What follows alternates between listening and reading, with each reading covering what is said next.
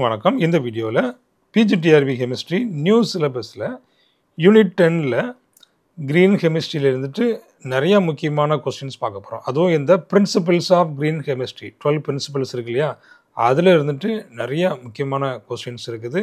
எல்லாத்தையும் நம்ம பார்த்துடலாம். இப்போ தான் என்னுடைய சேனலுக்கு நீங்கள் புதுசுனா என்னுடைய சேனலை சப்ஸ்கிரைப் பண்ணிவிடுங்க. டிஆர்பி சம்மந்தமான எல்லா நியூஸும் உங்களுக்கு உடனுக்குடன் வந்து சேரும். வாங்க இப்போ நம்ம இந்த 12 பிரின்சிபிள்ஸில் இருந்துட்டு முக்கியமான எம்சிக்யூ பார்க்க போகிறோம். First question, a synthetic route produces minimal waste only after purification steps that require large amount of organic solvent. Which principle is most violated? Atom economy, prevention, safer solvents and auxiliaries, catalysis. இப்போ ஒரு synthetic ரூட்டில் வந்து waste produce ஆகுது எப்போன்னு பார்த்தீங்கன்னா after using large amount of organic solvent. அப்போ அந்த waste வந்து ப்ரொடியூஸ் ஆகிறத நம்ம வந்து ப்ரிவென்ட் பண்ணணும். அப்போ எந்த பிரின்சிபலில் வரும் பார்த்தீங்கன்னா இந்த ப்ரிவென்ஷன். சரிங்களா? அப்போ ஆர்கானிக் சால்வெண்ட் வந்து யூஸ் பண்ணுறத ப்ரிவென்ட் பண்ணணும், வேஸ்ட் ப்ராடக்ட்டு ஃபார்ம் பண்ணுறதை நம்ம வந்துட்டு ஸ்டார்டிங்லேயே ப்ரிவென்ட் பண்ணணும். ஸோ அப்படிப்பட்ட ஒரு ரியாக்ஷனை தான் டிசைன் பண்ணணும். இப்போ option B is the correct answer. இப்போ prevention targets waste generation at the source itself. From post synthesis purification waste still count as generated waste. அப்போ பியூரிஃபிகேஷன் அப்புறம் வந்தாலும் அது என்னது தான், ஒரு வேஸ்ட் தான். அதை நம்ம ப்ரிவென்ட் பண்ணணும். அடுத்து, a reaction incorporates 95% of reactant atoms into final product. இப்போ 95% of the reactant எல்லாமே ப்ராடக்டாக கன்வெர்ட் ஆயிடுச்சு. ஆனால் அங்கே generates a toxic gaseous by product in trace amounts. அங்கே என்ன உருவாகுது, இந்த பை ப்ராடக்ட் வந்துட்டு ட்ரேஸ் அமௌண்ட்டில் உருவாகுது. So which principle needs improvement? Atom எக்கனாமியா, ப்ரிவென்ஷனா, லெஸ் ஹசார்டஸ் கெமிக்கல் சிந்தசிஸா, ரினவபிள் ஃபீட் சாக்ஸா? இதில் நமக்கு 95% நிறைய இன்கார்பரேட் ஆயிடுச்சு. அப்போ ஆட்டம் எக்கனாமி கிடையாது. அப்போ இதில் இந்த பை ப்ராடக்ட் இதில் gaseous toxic gaseous by product form ஆகுது. அப்போ பார்த்தீங்கன்னா இந்த லெஸ் ஹசார்டஸ் கெமிக்கல் சிந்தசிஸ், அப்போ இந்த மாதிரி டாக்ஸிக் கேஸஸ் பை ப்ராடக்ட் வந்து ஃபார்ம் ஆகக்கூடாது. அப்போ ஆட்டம் எக்கனாமி இஸ் ஹை, அது பிரச்சனை இல்லை. But the hazardous by product violates the less hazardous synthesis principle. Designing a synthesis route that eliminates cyanide salts in favor of safer nucleophiles illustrate which principle most strongly? என்ன பண்ணுறோம் பாருங்கள், ஒரு synthesis ரூட்டில் அந்த eliminates cyanide salt in favour of safer nucleophiles.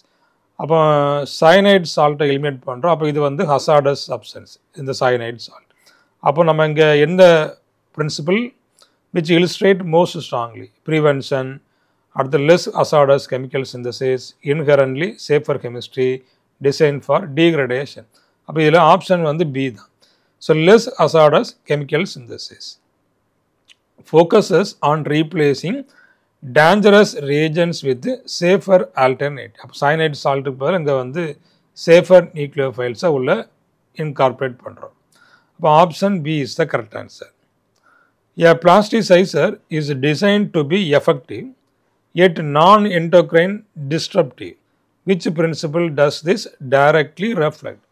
அதாவது ஒரு பிளாஸ்டிசைசரை வந்து design பண்ணுறோம், அது வந்துட்டு நான் என்டோக்ரைன் டிஸ்டர்ப், நம்ம பாடியில் எந்த ஒரு டிஸ்டர்பன்ஸ், நம்முடைய பாடியில் உள்ள ஹார்மோன்ஸை டிஸ்டர்ப் பண்ணாதது, அந்த மாதிரி நம்ம டிசைன் பண்ணுறோம். அப்போ இது வந்துட்டு எந்த பிரின்சிபிளில் வந்து ரெஃப்ளெக்ட் பண்ணுது?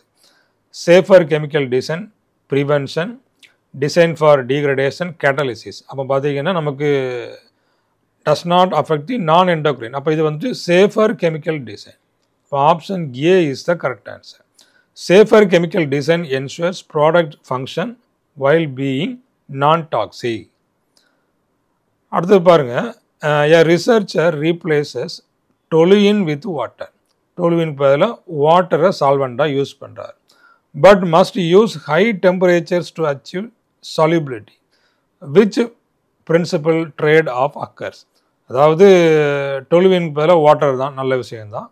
ஆனால் இங்கே வந்து ஹை டெம்பரேச்சர் போக வேண்டியது இருக்குது. அப்போ எந்த principle, which principle trade off occurs? safer solvents versus energy efficiency, catalysis versus renewable feedstock, prevention versus atom economy, safer solvents versus design for degradation. அப்போ இதில் ஃபஸ்ட்டே பார்த்துட்டோம் சால்வெண்ட் அப்படி தானே டொலுவினுக்கு பதிலாக வாட்டர் பண்ணிட்டோம். அப்போ அது வந்துட்டு சேஃபர் சால்வெண்ட்ஸ் தான். ஆனால் அங்கே வந்து ஹை டெம்பரேச்சர், அப்போ அது வந்துட்டு எனர்ஜி எஃபிஷியன்சி இல்லையா. அப்போ safer solvent versus energy efficiency. Water is safer but the high temperature requirement conflicts with energy efficiency. அடுத்தது பார்த்தீங்கன்னா a process design eliminates the need for heating or cooling, running entirely at room temperature and pressure. Which principle does this most clearly fulfill? நம்ம வந்து high டெம்பரேச்சரோ high ப்ரெஷரோ நம்ம அங்கே வந்து இல்லாமல் room டெம்பரேச்சரில் இந்த ப்ரெஷர் அட்மாஸ்பரிக் ப்ரெஷரில் அந்த ரியாக்ஷனை ரன் பண்ணக்கூடியது எந்த பிரின்சிபலில் ஃபுல்ஃபில் பண்ணுது?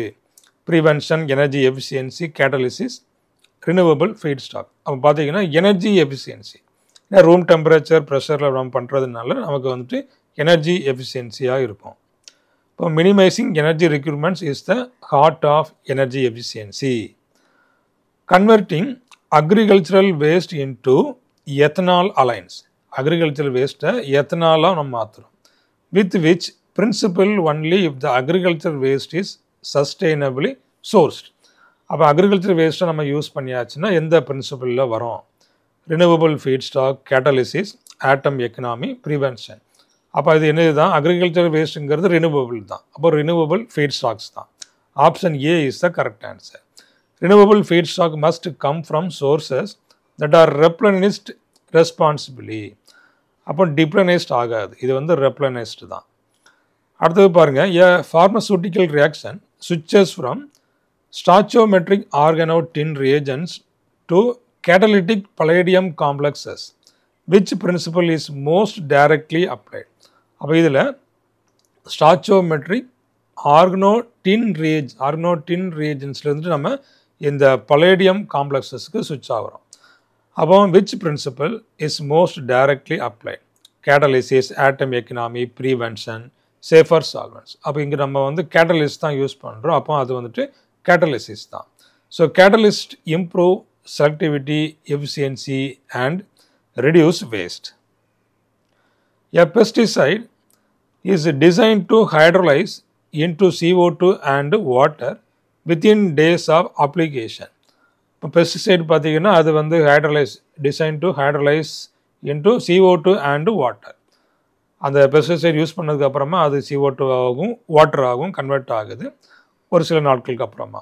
அப்போ this implies design for degradation, renewable feedstock, prevention, safer solvents. பார்த்தீங்கன்னா டீக்ரடேஷன் ஆகுது. பெஸ்டிசைட்ஸ் பார்த்தீங்கன்னா அதனுடைய வேலை முடிஞ்ச உடனே டீக்ரடேஷன் ஆகுது. அப்போ என்னது தான்? அப்போ design for degradation ensures the product does not persist and harm the environment. ரொம்ப நாளைக்கு அந்த நிலத்திலேயே இருந்து மனுஷனுக்கு தீங்கு விளைவிக்காது. சரிங்களா? அதுதான் பாருங்கள் degradation. An inline NMR system detects reactive intermediates in real time, enabling immediate parameter adjustment to avoid dash. Inherently safer chemistry, real time analysis for pollution prevention, catalysis prevention. அப்போ இதில் பார்த்தீங்கன்னா இந்த inline NMR system detects reactive intermediates in real time. அந்த real டைமில் நம்ம அதை monitor பண்ணுறோம். என்விரான்மெண்ட்டில் pollution எதுவும் சேஞ்சஸ் இருக்குதா அப்படிங்கிறத ரியல் டைமில் மானிட்டர் பண்ணுறோம். அப்போ அதுக்கு இந்த பிரின்சிபல் தான், real time analysis for pollution prevention. இப்போ monitoring during the process prevents the formation of unwanted hazardous substance. அடுத்து a plant redesign lowers explosion risk by using dilute ammonia solutions instead of anhydrous ammonia. பாருங்க, அப்போ dilute ammonia solutions use பண்ணுறோம் instead of anhydrous ammonia. அப்போ இங்கே solutions, இங்கே வந்துட்டு ammonia, anhydrous ammonia. அப்போ which principle is being implemented? அப்போ இங்கே லோயர் எக்ஸ்ப்ளோஷன் ரிஸ்க்னு சொல்லியாச்சு. அப்போ பார்த்தீங்கன்னா இங்கே வந்துட்டு inherently safer chemistry for accident prevention. இப்போ ஆக்சிடென்ட் நடக்காமல் நம்ம அதை தடுக்க முடியும். அப்போ இதில் பார்த்தீங்கன்னா ஆப்ஷன் ஏ. அடுத்தது less hazardous synthesis, prevention, atom economy எதுவும் வராது. ஓகே, அப்போ safer chemistry for accident prevention. Choosing less hazardous process condition reduces accident potential. அடுத்தது பாருங்கள், replacing methyl iodide with dimethyl carbonate in a methylation reaction primarily improves which principle? Methyl அயோடைடுக்கு பதிலாக dimethyl carbonate use பண்ணுறோம். அப்போ நமக்கு அது எந்த பிரின்சிபிளை பேஸ் பண்ணியிருக்குது? Improves which principle? அப்போ less hazardous chemical synthesis, renewable feedstock, atom economy, catalysis. அப்போ பார்த்தீங்கன்னா நமக்கு மெத்தில் அயோடைடு வந்துட்டு ஹார்ம்ஃபுல். அப்போ இங்கே டைமெத்தில் கார்பனேட் இது வந்து பார்த்தீங்கன்னா லெஸ் ஹசார்டஸ் கெமிக்கல் சிந்தசிஸ். இப்போ பாருங்கள், dimethyl carbonate is far less toxic and environmentally damaging. அடுத்தது using subcritical water as a solvent for hydrolysis instead of methanol support. அப்போ வாட்டரை நம்ம சால்வெண்டாக எடுக்கிறோம் இன்ஸ்டெட் ஆஃப் மெத்தனால். அப்போ இது எந்த கேட்டகரியில் வரும், எந்த பிரின்சிபலில் வரும்? இப்போது safer solvents and auxiliaries, prevention, renewable feedstock, catalysis. அப்போ இது வந்துட்டு சேஃபர் சால்வெண்ட்ஸ் அண்ட் ஆக்சிலரிஸ். இப்போ water is safe non toxic alternative to volatile organics. அடுத்தது பாருங்கள், making polyethylene from bioethanol. சரிங்களா, பயோ எத்தனால் வந்து நம்ம பாலி எத்திலின் ப்ரிப்பேர் பண்ணுறோம் instead of petroleum based ethylene supports. அப்போ அதுக்கு எந்த பிரின்சிபல்? இப்போ இது வந்துட்டு எங்கேருந்து? From bioethanol. அப்போ இது வந்து ரினவபிள் ஃபீட் ஸ்டாக்ஸாக, டிசைன் ஃபார் டீக்ரேடேஷனாக, ப்ரிவென்ஷனாக, கேட்டலிசிஸா? அப்போ இது வந்து ரினவபிள் ஃபீட் ஸ்டாக்ஸ் தான், பயோ எத்தனால் தானே. அப்போ அக்ரிகல்ச்சரல் வேஸ்ட்லேருந்து நம்ம ப்ரிப்பேர் பண்ணுறோம். ஓகே, அப்போ option A, sourcing from renewable biomass reduces fossil fuel dependency.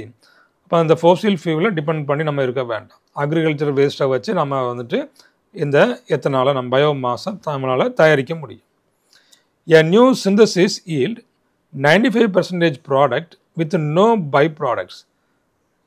Which principle is exemplified? அப்போ பாருங்கள், ஒரு சிந்தசிஸில் 95% ப்ராடக்ட்டு, நோ பை ப்ராடக்ட்.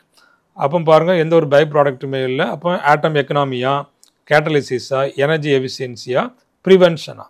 இப்போ பை ப்ராடக்ட் வரலை. அப்போ ஆட்டம் எக்கனாமி இருக்குது, பை ப்ராடக்ட் இல்லை. அப்போ நம்ம வந்துட்டு அதை ப்ரிவென்ஷன் பண்ணியாச்சு. ஆனால் இங்கே 95% வந்து ப்ராடக்டாக கன்வெர்ட் ஆயிடுச்சு. அப்போ இது வந்து கம்ஸ் அண்டர் ஆட்டம் எக்கனாமி. சரிங்களா? அப்போ பாருங்கள், nearly all reactant atoms are incorporated into the final product. நமக்கு வேஸ்ட் ப்ராடக்ட் வரல, வந்துச்சுன்னா நம்ம அதை ப்ரிவென்ஷன் சொல்லலாம். பட் இங்கே வந்து ஆட்டம் எக்கனாமி பிரின்சிபிள் தான் கரெக்டாக மேட்ச் ஆகும். இப்போ இதே போல் உங்களுக்கு வந்துட்டு நிறைய எம்சிக்யூ ஒவ்வொரு டாப்பிக்கும் வேணும், ஒவ்வொரு யூனிட்டுக்கும் வேணும் அப்படின்னாச்சுன்னா என்னுடைய இந்த டெஸ்ட் பேட்ச் இருக்குது. நம்முடைய ஆப்பை டவுன்லோட் பண்ணிக்கிடுங்க. அதிலே உங்களுக்கு பார்த்தீங்கன்னா மோர் தென் 10,000க்கு மேலே கொஸ்டின்ஸ் இருக்குது. உங்களுக்கு வரக்கூடிய எக்ஸாமில் நீங்கள் எப்படியும் கிளியர் பண்ணிடலாம். நீங்கள் எப்படியும் நீங்கள் போஸ்டிங் வாங்கணும் அப்படின்னு நினச்சிங்கன்னா கண்டிப்பாக இந்த ஒன் வேர்ட்ஸை கண்டிப்பாக சப்ஸ்கிரைப் பண்ணிவிடுங்க. அதாவது டெஸ்ட் பேட்சை சப்ஸ்கிரைப் பண்ணிவிடுங்க. உங்களுக்கு ரொம்பவே யூஸ்ஃபுல்லாக இருக்கும். நீங்கள் இந்த டெஸ்ட்டை அட்டன் பண்ணாலே போதும், நீங்கள் அந்த கான்செப்டை உங்களால் லேர்ன் பண்ண முடியும். ஸோ அந்த அளவுக்கு இதில் வந்து கொஸ்டின்ஸ் இருக்குது. அதே போல் ஆன்லைன் கிளாஸஸ் வேணும் அப்படின்னாலும் நீங்கள் அதை ஜாயின் பண்ணிக்கிடலாம். டெய்லி கொஸ்டின்ஸ் கான்செப்ட் டிஸ்கஷன் நடந்துகிட்டு இருக்குது. இப்போ இது வந்து நமக்கு 15 கொஸ்டின்ஸ் தான் உங்களுக்கு கொடுத்துருக்குறேன். இதே போல் பார்த்தீங்கன்னா உங்களுக்கு இதிலே ஒரு 60-70 கொஸ்டின்ஸ் வந்து எங்களை அப்படி போய்கிட்டே இருக்கும். ஸோ இந்த மாதிரி கொஸ்டின்ஸ் பார்த்தீங்கன்னா உங்களுக்கு நிறையா உங்களுக்கு கிடைக்கும். கண்டிப்பாக வரக்கூடிய எக்ஸாமில் உங்களால் போஸ்டிங் வாங்க முடியும். இந்த ஸ்மால் அமௌண்ட்டு நம்ம வச்சுக்கிறோம், ஸ்மால் அமௌண்ட்டு, பட் நிறைய கொஸ்டின்ஸ் இருக்குது. சரிங்களா? அதே போல் 1 இயர் வேலிடிட்டி கொஸ்டின்ஸ் பார்த்தீங்கன்னா 1 இயர் வேலிடிட்டி கொடுத்துருக்குறேன். டெஃபினட்டாக இந்த எக்ஸாம் வந்துட்டு யூஸ்ஃபுல்லாக இருக்கும். இந்த நம்ம எடுக்கிற கொஸ்டின்ஸில் இருந்தால் கண்டிப்பாக எக்ஸாமில் கொஸ்டின்ஸ் வரும். ஸோ அந்த அளவுக்கு கொஸ்டின்ஸ் உள்ள இருக்குது. நீங்கள் இதை ப்ராக்டிஸ் பண்ணும்போது தான் உங்களுக்கு எக்ஸாமில் கன்ஃபார்மாக அந்த ஆப்ஷனை உங்களால் கிளிக் பண்ண முடியும்.